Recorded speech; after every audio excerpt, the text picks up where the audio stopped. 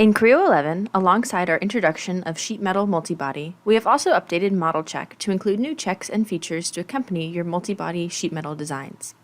The first thing we will review is the new thickness check.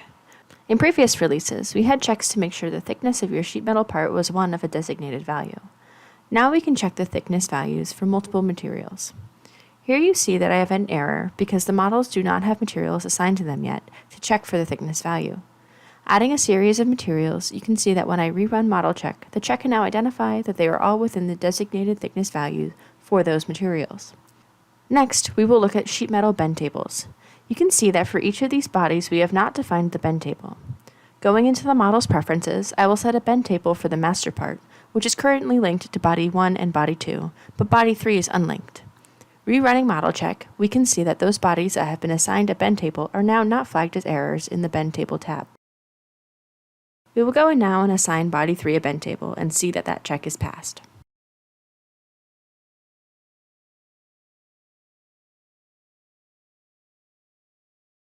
We have also introduced a check for consecutive bend and unbend features.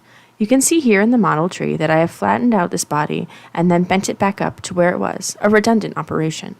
ModelCHECK flagged this, and now, deleting those unneeded bends, we will see that the check is passed.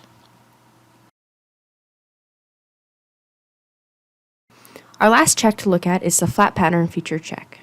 You can see that each of the 3 bodies is checked for having a flat pattern entity. If we create a flat pattern for one of those bodies and update the report, we can see that body 3 now indicates that it has a flat pattern. Let's go assign bodies 1 and 2 a flat pattern and see that the check is passed. We also now report the model's Y and K factor in the ModelCHECK report. This is stored here under Information.